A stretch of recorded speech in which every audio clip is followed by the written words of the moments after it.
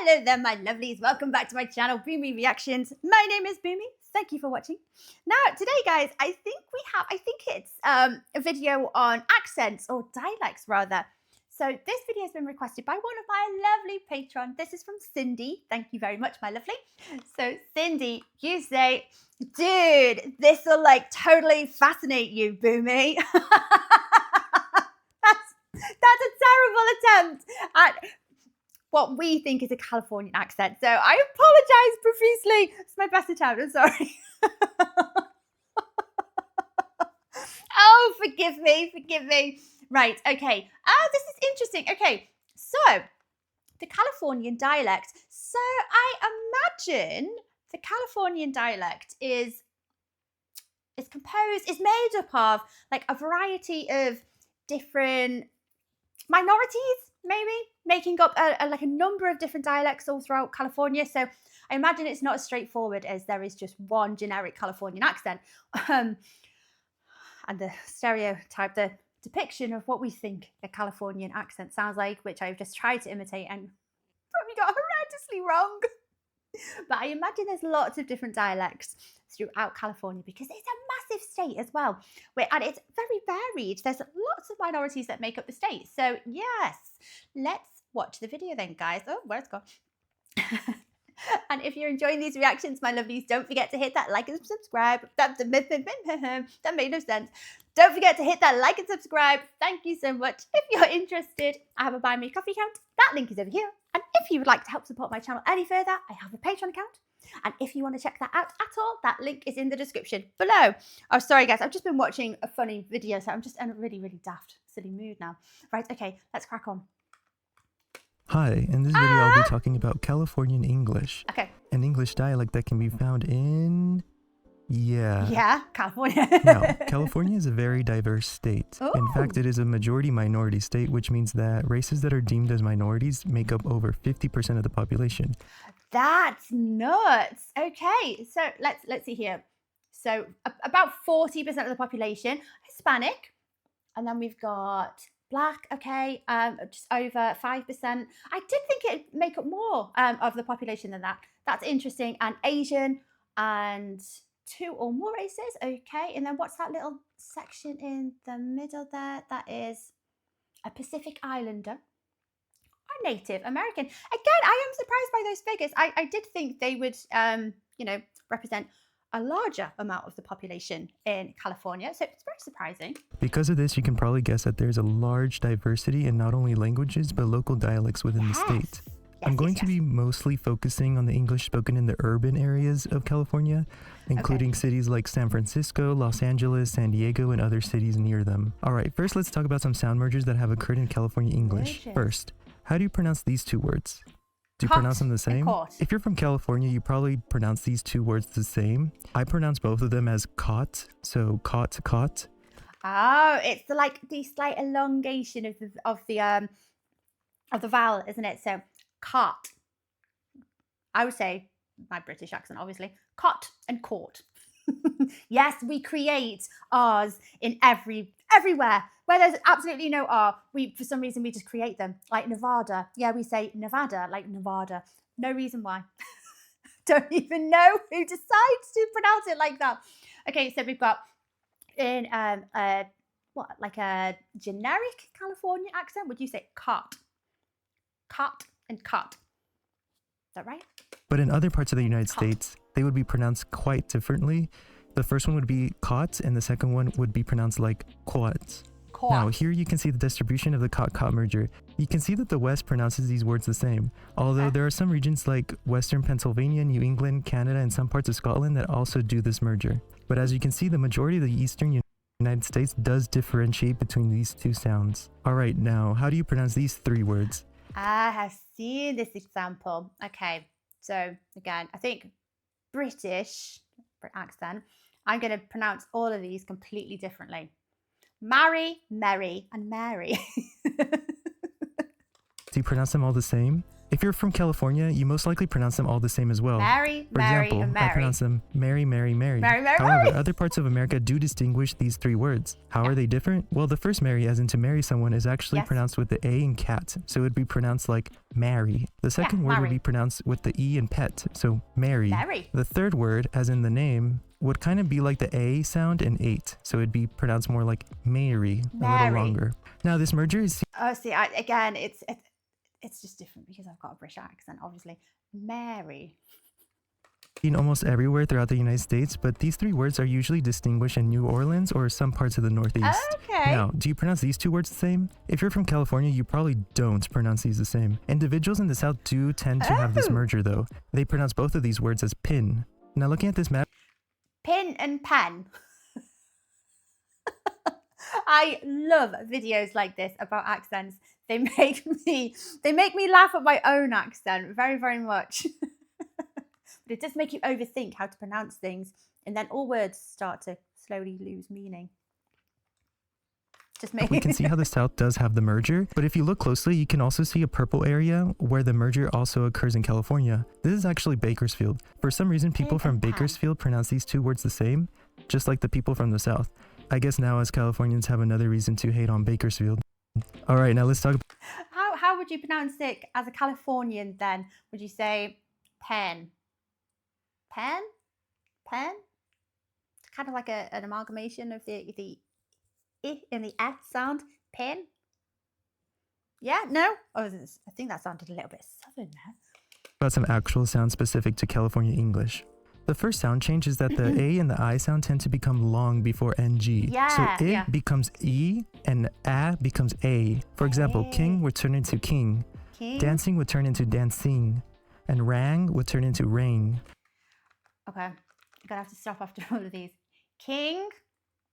King. That doesn't sound that different to how I would say king. Or I suppose there's a slight elongation, isn't it? King. Dancing. Dancing. So, yeah, I would just shorten that vowel sound. But it does sound similar, doesn't it? Dancing, dancing, and rang. There's also the raising of the A sound before N and M. So A would become E. For example, ram tends to become ram. The next major sound change is U fronting.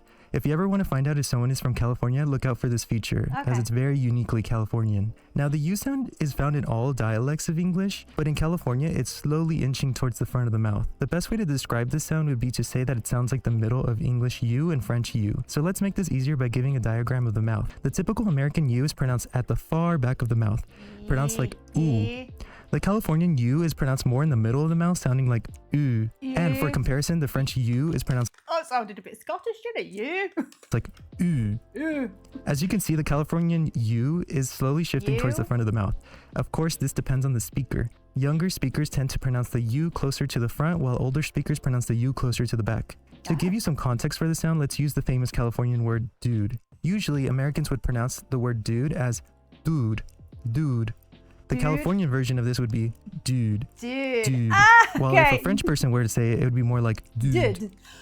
Oh, I understand now. Excellent example. Yeah, so if I was to put on a awful French accent as well, it'd be like dude, dude, But if I was to say, I know I'm British, so it probably doesn't sound right, but if I was to say dude, it would just be dude.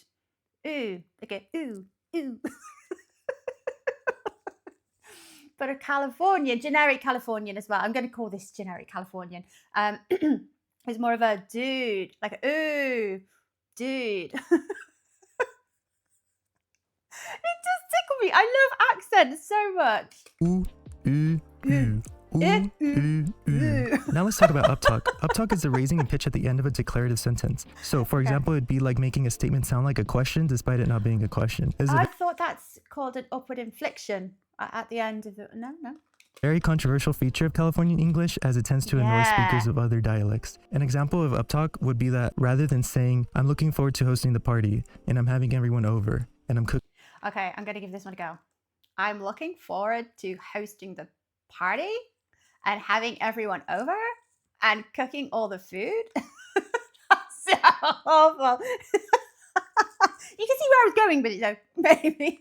Cooking all the food. In I'm Uptalk, looking this forward would to be hosting the party. I'm looking forward to hosting the party and having everyone over and and cooking all the food. This is I very have to common do in that. Southern California in both men and women. It originated in the San Fernando Valley of Los Angeles and it I was love first it. noted around the 80s and 90s. According to a 2014 study from UCSD, around 16% of sentences in Californian English use Uptalk. Also, according to the study, women are 2 times more likely to use Uptalk to hold the floor. Holding the floor just means that you intend to keep talking after your statement. Hopefully you haven't found my Uptalk in this video annoying. It comes very naturally to me and it's quite hard to not at all. control and it's just part of my dialect. Okay, let's talk about some words I that were love it. invented or popularized in California. Probably So what he was saying is it's more common in women, and I suppose you use it with the intention of continuing your part of the conversation, like you're going to carry on that sentence and go and say something else after it. Maybe it was like first used to capture, to keep someone's attention in the conversation, like that upward inflection is going to grab your attention and you're going to keep listening because I've got more to say. Surprise! the most famous word from California is dude. This word actually has quite an interesting history. It originated from doodle, which originates from the phrase Yankee Doodle Dandy. This term dude was used by Westerners to refer to any Easterners that bought their clothes from stores. Eventually, the word changed to just refer to anyone accustomed to ranch life. It then evolved to refer to anyone who was wealthy. Finally, in the early 1900s, the word reached the west coast of California. The word didn't gain its newest meaning until the 1960s, when surf culture adopted the word to refer to close friends. Due to Hollywood's proximity to SoCal beaches, Hollywood eventually took the word and inserted it into movies and TV shows. This has then led to the spread of the word all throughout the United States. And although other countries may not use this word really, one certainly would recognize the words from movies and TV shows. Now let's talk about like. Just before we move on to like, when I was a teenager, I had a issue with saying like I'm going to say it's like every other word. I still say it. You'll still catch me saying it as like a filler, a filler word in a sentence. And I think that comes from a big influence from watching a lot of American TV growing up. And yeah, it's interesting that the chap has mentioned like, or saying like. But yeah, the word dude, yes. I think for everyone outside of the US, we associate it with that kind of Californian surfer lingo. It's not a negative thing, no, it's not a negative stereotype at all. But yeah, I suppose that's what people associate with that dude. Chill. Famous like. We all know the mainstream uses of this word. For example, comparing things. Comparison. He was like a bird. Another use is when someone finds something agreeable, such as I like them. I like it. Like can also be used to express a wish. For example, would you like some wine? Some uses of like specific to Californians would be its use as a filler word. For example, I did it too. I talked to him and like he got mad. Yeah. Another usage for like that I personally enjoy is its usage as a quotative word. For example, rather than saying he said no, one could say he was like no. I enjoy this usage of the word because not only can it be used to quote someone, but it can also be used to describe body language and expressions. For example, he was like waving his hands around. Alright, that's really all I have to say about the Californian dialect of English. It's a dialect that sounds very similar to General American, but through these examples, I hope I give you some insight on how Californian English does have a few quirks here and there to make it quite unique. Make sure to subscribe and like this video if you enjoyed it. I'll be making more linguistics videos in the future. Thanks for watching. Oh, very interesting. Awesome video. I love anything to do with accents. And you have so many of them in the US. Wonderful, lovely sounding accents. I'm still yet to come across an accent which I don't actually find charming. Charming. But yeah, the Californian accent is definitely one of my favorite ones. I do tend to confuse it with what the narrator here described as generalized American. It's like the generalized accent of the US that all of us would associate with an American accent, I suppose. But there's the upward inflections and the use of like, which I'm sure not all Californians use in their day-to-day lingo, their day-to-day talking. I don't know. There any Californians out there? Let me know. Do you find yourself saying like an awful lot? I know I do. It's one of those words that I would describe as it's used as a filler in a sentence, but it's like It's like it's like a nice kind of resting on word. I don't know about anyone else, but my mouth tends to move faster than my brain. So sometimes when it goes too fast, the word like is a good resting kind of point to, I don't know, kind of think, oh, what was I going to say next? Like, because you can extend it as well, that like, you know? It's like a multi-use word. Oh, I'm in a silly mood. I love these. I love accent videos. So thank you very much, Cindy. Very, very interesting. Guys, I hope you enjoyed watching along with me. Take care of yourselves, my lovelies, and I will see you next time. Bye-bye.